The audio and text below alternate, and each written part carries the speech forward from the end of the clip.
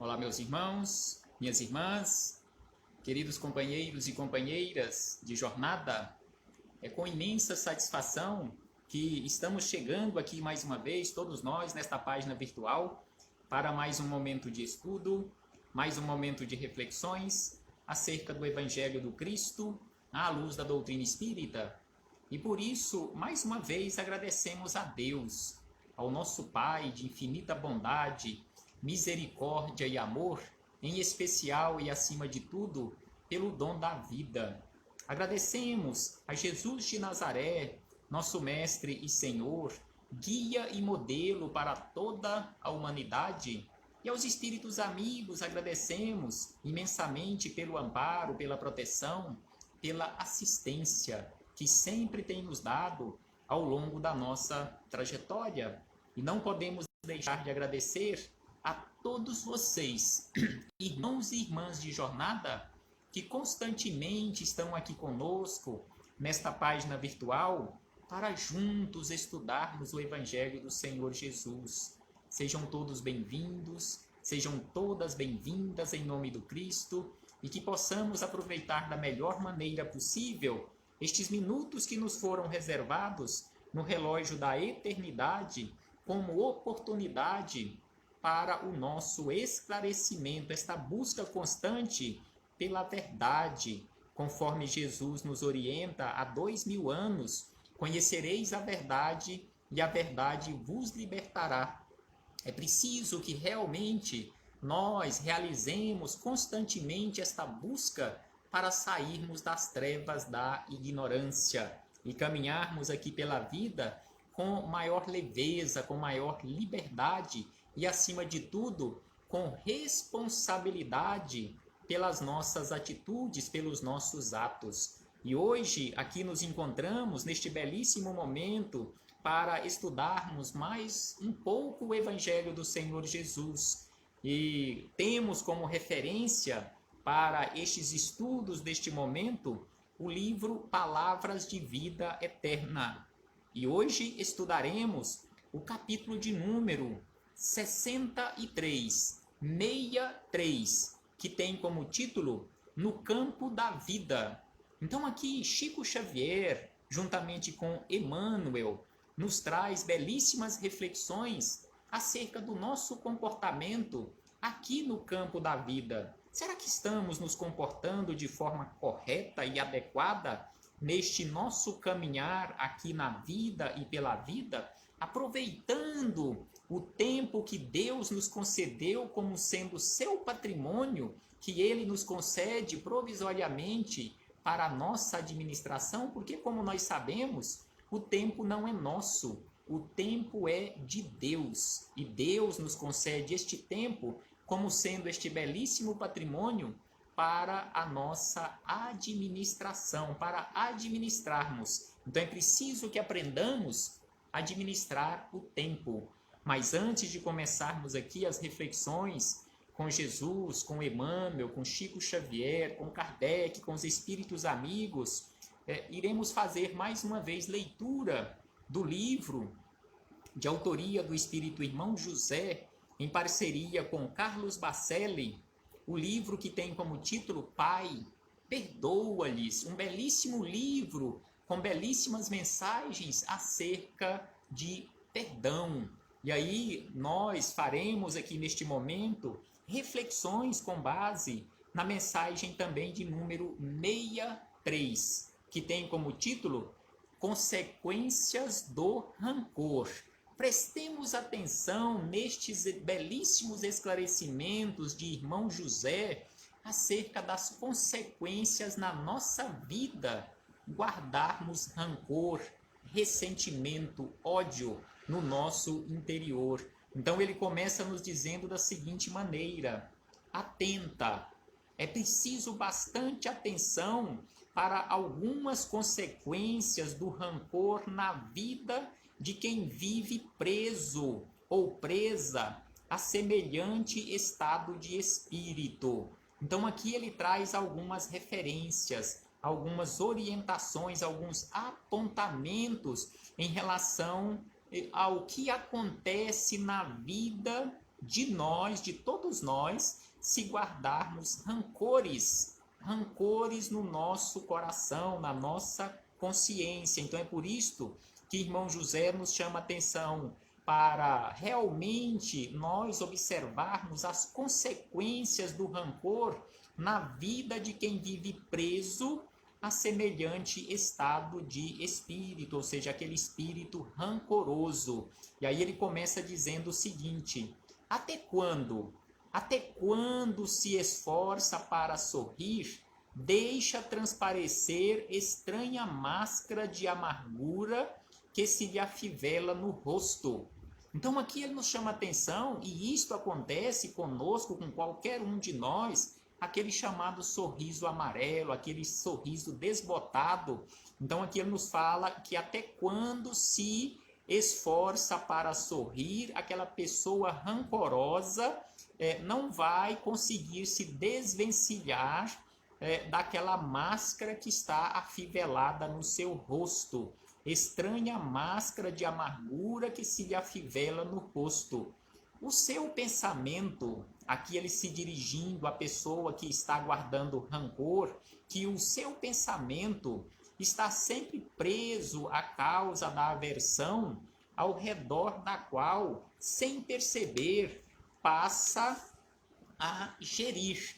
Então aqui ele nos chama a atenção que quando nós guardamos rancores contra algum irmão nosso, alguma irmã nossa de jornada, nós estamos constantemente presos ao redor daquela aversão ou daquela criatura para com a qual nós tenhamos guardado aversão. E ainda ele nos diz que o seu sono, ou seja, o sono de uma pessoa rancorosa, se revela tisnado por pesadelos que quase nunca lhe permitem completo descanso. Conforme nos diz Augusto Cury, quando nós guardamos este tipo de ressentimento contra alguém, em todos os momentos do nosso dia, nós estaremos com aquela pessoa. No café da manhã, aquela criatura estará conosco. No almoço, aquela criatura estará conosco. No nosso local de trabalho, aquela criatura estará conosco. Quando formos dormir, aquela criatura estará conosco, porque o nosso pensamento estará preso àquela criatura. Então é por isso que Augusto Cury, que não é um religioso, mas um cientista que nos mostra de uma forma muito clara, cientificamente, isto que nós estamos falando aqui a nível de religião, que o maior castigo que nós podemos impor, simbolicamente falando, a uma criatura que pisou no nosso calo, por exemplo, é o perdão. Porque quando nós perdoamos, nós nos desligamos energeticamente falando, nós nos desvencilhamos daquela criatura. Ela não caminhará conosco no café da manhã, ela não estará conosco. Durante o nosso expediente no trabalho, ela não estará conosco. Na mesa do café, do almoço, ou do jantar, ou do lanche, no momento que formos dormir, aquela criatura não estará presa energeticamente a nós. Então, por isso que Augusto Cury nos fala sobre este perdão como sendo o mais belo castigo, porque aí nós nos desvencilhamos daquela criatura. E aí voltamos às palavras de irmão José, onde ele nos afirma ainda o seguinte, que dificilmente uma pessoa rancorosa consegue ser espontânea. Dificilmente uma pessoa rancorosa consegue ser espontânea no relacionamento com outras pessoas, mormente com aquelas que convivem com o objeto de sua antipatia. E é dessa forma que acontece, não iremos conseguir ser espontâneo com aquelas criaturas, mesmo que sejam nossas amigas, mas que se elas convivem com aquela outra criatura, conforme ele nos diz aqui, que é o objeto da nossa antipatia, nós não conseguiremos ser espontâneos. E aí ele diz ainda o seguinte, por mais brilhantes as palavras que profere, nunca soam descontraídas de todo. Então, por mais brilhante que sejamos nas nossas palavras, nas nossas colocações, a nossa eloquência, por mais brilhante seja, aqui ele nos afirma que não soará de forma descontraída. E ainda acrescenta, quando chamado ao aconselhamento de alguém, sempre se sente desautorizado a fazê-lo. Então aqui ele nos chama a atenção que uma pessoa rancorosa nunca irá se sentir autorizada a um aconselhamento de alguém. E por último ele diz que a simples menção do nome por quem experimenta animosidade ou antipatia costuma alterar o seu comportamento. Então, o simples ouvir a menção do nome daquela criatura é motivo para desequilíbrio. É por isso que Jesus sabiamente nos orientou há 2000 anos e continua nos orientando. Reconciliai depressa. Reconciliai depressa com o seu adversário, porque sem sombra de dúvida é o melhor medicamento para todos nós. A reconciliação. Irmão José encerra este belíssimo capítulo ainda dizendo, enfim, uma pessoa rancorosa, transformando o coração em vaso de fel, ou seja, uma pessoa rancorosa, ela transforma o seu coração em um vaso de fel, não dispõe de água pura e realmente não irá dispor de água pura para saciar a própria sede de paz. Uma pessoa rancorosa não terá paz de consciência, porque guarda no vaso do seu coração, ao invés de água pura do amor, estará guardando o fel do ressentimento. Então é preciso que reflitamos sobre isto e coloquemos mãos à obra para a nossa melhoria. Fechamos este parêntese com o irmão José para chegarmos nas palavras de Emmanuel e Chico Xavier, neste capítulo 63 do livro Palavras de Vida Eterna, que nos diz da seguinte maneira, e Emmanuel buscou como referência para estes estudos palavras de Paulo em sua primeira epístola ao seu discípulo amado Timóteo, no capítulo 6, versículo de número 19, onde Paulo escreveu a Timóteo da seguinte maneira, e escreveu para todos nós, entesourando para si mesmos um bom fundamento para o futuro, ou seja, um bom tesouro para o futuro, para que possam alcançar a verdadeira vida. Então é preciso, conforme Jesus nos orienta, é preciso que nós guardemos aquele tesouro verdadeiro que o ladrão não rouba, que a traça não corrói. É preciso que entesouremos no nosso coração aquele tesouro do amor que tem trânsito livre e que é a única moeda no mundo espiritual. E aí Emmanuel, após esta referência às palavras de Paulo ao discípulo Timóteo, Emmanuel vem e nos esclarece ainda o seguinte: se te encontras interessado no próprio aperfeiçoamento, aproveitar é a palavra de ordem.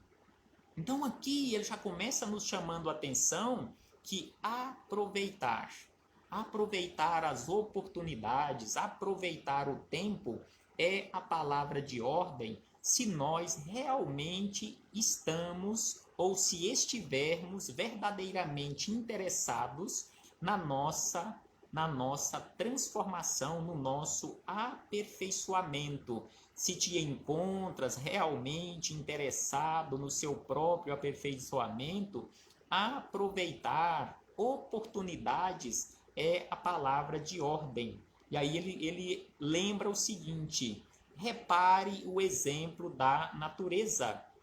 Repare o exemplo da natureza, porque para a natureza e na natureza, na mãe natureza, nada se perde. Tudo se transforma. e ele diz na sequência que o pão, nesta transformação constante da natureza e na natureza, onde nada se desperdiça, tudo se aproveita, que o pão que te serve de alimento é a essência de muitos envoltórios que tornaram para o quimismo da gleba. Então aqui ele nos chama a atenção que o alimento que nós estamos consumindo, ou que já consumimos no dia de hoje, que ainda iremos consumir enquanto nos encontrarmos aqui no corpo físico, é exatamente a essência de muitos envoltórios que se decompuseram na natureza, e nesse quimismo de transformação na gleba da natureza, estas partículas foram utilizadas para a formação desses corpos que usamos, por exemplo, uma folha de alface. Não estamos comendo simplesmente uma folha de alface. Que tipo de corpo foi utilizado para aquela folha de alface que estamos usando como alimento? E qualquer outro alimento que estamos usando no prato para a nossa mesa. Então é isto que ele nos fala, que o pão que te serve é a essência de muitos envoltórios que tornaram para o quimismo da gleba. O clima reconfortante do lar é produto da limpeza constante. Então, se nós gostamos de um ambiente limpo no nosso lar, no nosso agrupamento familiar, é preciso que realizemos a limpeza constante. Então, se queremos que o nosso corpo seja preservado por maior tempo, com saúde, é preciso que nós cuidemos da limpeza do nosso corpo, da mesma forma como nós sabemos da necessidade do cuidado com o nosso corpo físico. É preciso que nós lembremos com muito mais cuidado ainda do nosso corpo espiritual, da nossa mente, do espírito. Cuidar do que realmente é perene, aquilo que não vai se decompor para ser utilizado na formação de outros corpos, que é o exemplo do nosso corpo físico, que um dia, conforme nos fala lá na Gênesis, lá no Antigo Testamento, que do pó nós viemos e para o pó nós retornaremos. Um dia o nosso corpo físico irá virar pó mais uma vez. E aí ele diz na sequência: se pretendes avançar ao encontro do melhor, desapega-te do inútil, despoja-te do inútil. É preciso que aprendamos isto. Se queremos realmente avançar, caminhar de uma forma mais leve, alçar voos mais altos depois que deixarmos este corpo físico, é preciso que nos desvencilhemos urgentemente, se não conseguir assim, mas pelo menos aos poucos, irmos nos desapegando de tudo que nos prende aqui. Então é preciso desapego, é preciso que nós, conforme ele diz aqui, despoja-te do inútil, tudo que pesa na nossa vida.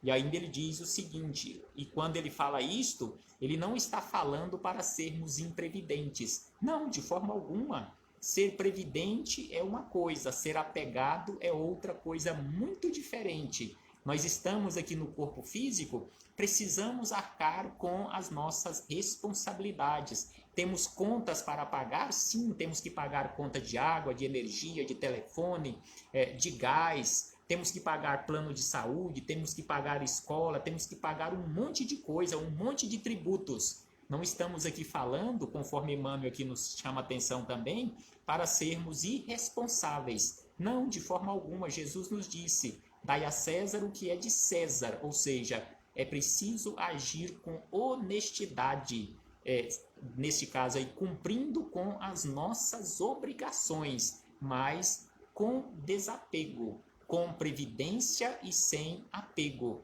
E ainda ele diz na sequência que muitos aspiram à tranquilidade, apegando-se à inquietação. Não é possível nós alcançarmos a tranquilidade nos apegando à inquietação, enquanto outros muitos pretendem a riqueza, ou melhor, a primazia da fé, rendendo preito à negação de si próprios. Querem a paz, guardando-se irritadiços. De que forma eu estarei em paz, conforme acabamos de estudar aqui com o irmão José em relação aos rancores? De que forma eu estarei em paz? De que forma eu terei a minha consciência em paz se eu preservar a irritação ou a irritabilidade, conforme estudamos no nosso último encontro, em uma palestra sobre a mansidão e a irritabilidade? Como estar em paz, mas ao mesmo tempo irritadiço, e anseiam pela segurança do bem, afirmando-se eles mesmos tão endividados com o mal que não lhes sobra leve possibilidade de consagração à virtude. De que forma eu estarei realmente em segurança no bem, ou prestando um trabalho no bem, se eu ainda continuo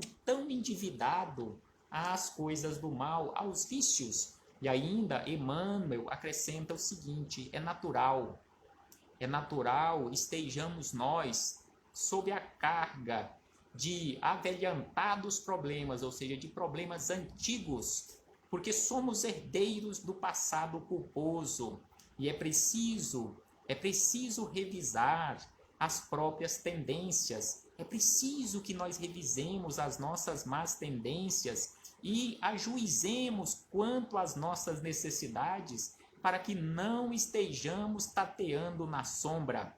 Contudo, se aspiramos, se realmente queremos, se realmente estamos buscando a melhoria no amanhã, é forçoso sermos melhores ainda hoje.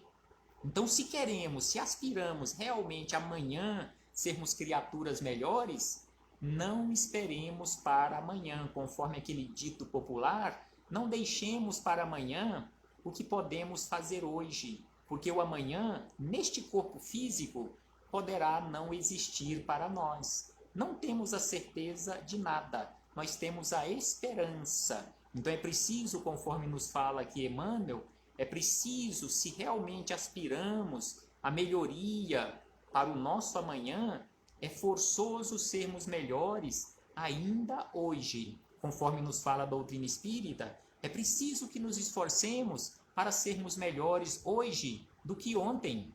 Amanhã, nos esforçarmos um pouco mais para sermos melhores do que hoje. E assim sucessivamente. Mas muitos de nós que nos classificamos ou que nos denominamos como espíritas, reencarnacionistas, que acreditamos na imortalidade, temos a certeza da imortalidade, muitos de nós falamos assim: já que eu tenho a eternidade pela frente, eu tenho certeza que não morrerei, então vou deixar para a próxima reencarnação, a próxima existência no corpo físico, aí sim eu começarei a minha transformação.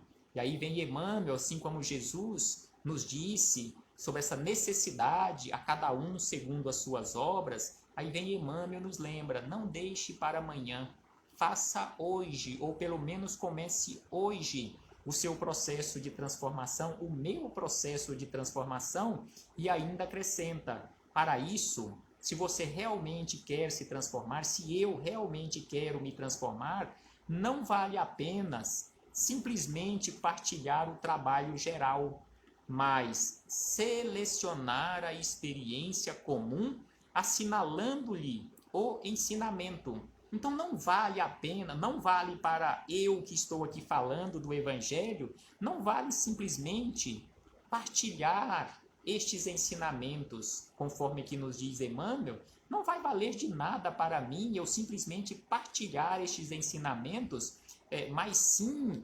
selecionar as experiências e colocar em prática na minha vida.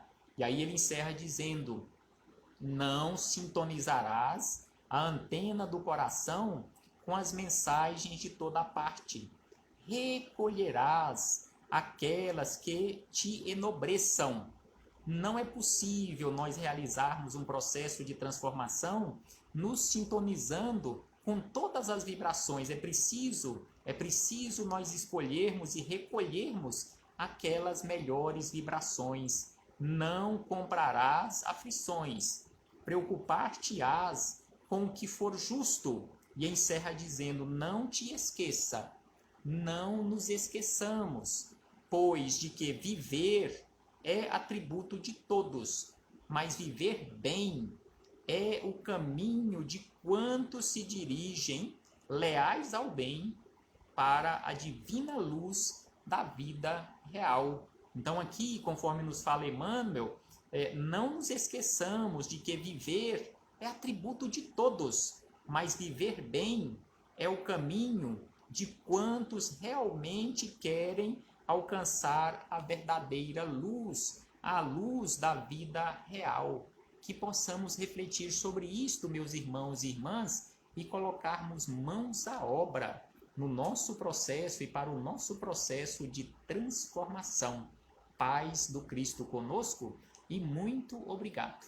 Muito obrigado a todos vocês, meus irmãos e irmãs, por mais uma vez nos encontrarmos aqui reunidos nesta página virtual para juntos refletirmos acerca destes belíssimos ensinamentos. E logo mais pretendemos nos reencontrar para darmos continuidade aos nossos estudos e às nossas reflexões e internalizarmos estes ensinamentos e colocarmos mãos à obra, realizando em nós a transformação tão urgente e necessária que precisamos para o nosso mundo interior, para que possamos contribuir efetivamente na transformação do mundo exterior, porque o mundo exterior aguarda a nossa contribuição, a minha, a sua, a contribuição de cada um de nós. Até breve, meus irmãos e irmãs.